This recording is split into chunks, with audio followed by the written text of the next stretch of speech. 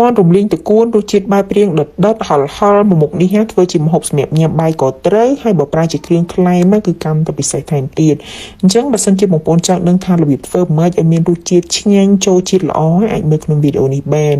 សម្រាប់គ្រឿងផ្សំដំបូងដែលយើងត្រូវការគឺជាមាន់ហ្នឹងឯងមាន់នេះគឺខ្ញុំប្រើតែមួយចាហៀងទេ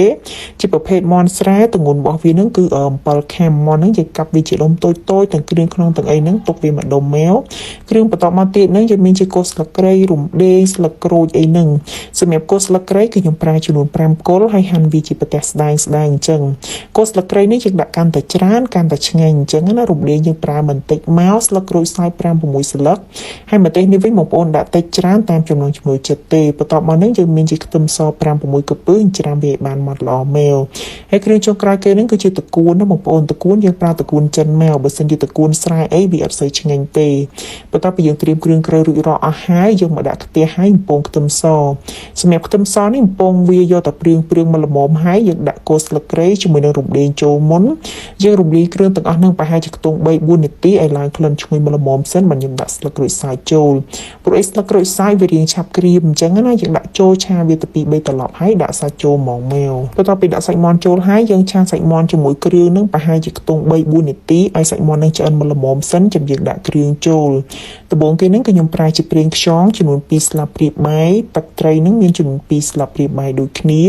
ហើយបន្ទាប់មកហ្នឹងគឺជាទឹកស៊ីអ៊ីវខាប់នេះបើសិនជាបងប្អូនមានក៏ដាក់មកប៉ុន្តែបើអត់មានទេក៏អត់អីដែរអានេះវាធ្វើឲ្យមាន់របស់យើងកាន់តែមានពណ៌ក្រហមស្អាតអញ្ចឹងទៅប៊ីចេងខ្ញុំប្រើ1ស្លាបព្រាកាហ្វេស្ករ1ស្លាបព្រាបាយម្សៅស៊ុបកន្លះស្លាបព្រាបាយបន្ទាប់មកហ្នឹងគឺខ្ញុំមានជាស្រាចិនណាបងប្អូនអានេះដាក់ទៅធ្វើឲ្យមាន់របស់យើងនឹងឆាប់ផុយល្អហើយកាត់ក្លិនទៀតដោយសារមាន់របស់ខ្ញុំនេះវាអត់ខ្ចីម៉ានេះបងប្អូនមកជាហៀង7ខាំវារៀងធំដែរអញ្ចឹងណាអញ្ចឹងឲ្យខ្ញុំដាក់ស្រាចិនទៅវាឆាប់ផុយល្អ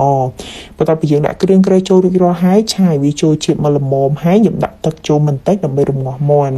ព្រោះអីសាច់មាន់វារៀងស្វិតដែរអញ្ចឹងណាបងប្អូនវាអត់ដូចសាច់ជ្រូកឬក៏សាច់គោអីទេខ្ញុំគ្របវាចោលប្រហែលជាខ្ទង់5-6នាទី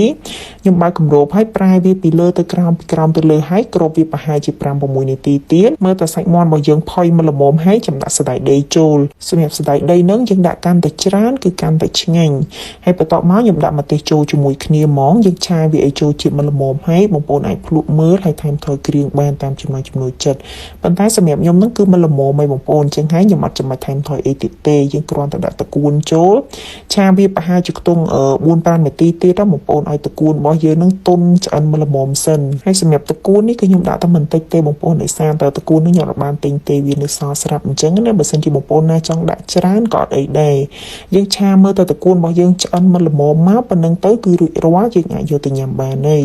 ហើយសម្រាប់រសជាតិមាន់រំលីងជាមួយតកួនហ្នឹងគឺខ្ញុំយករៀងដិតបន្តិចបងប្អូនគឺប្រៃផ្អែមហើយបើថារសជាតិហឹរគឺអត់សូវហឹរ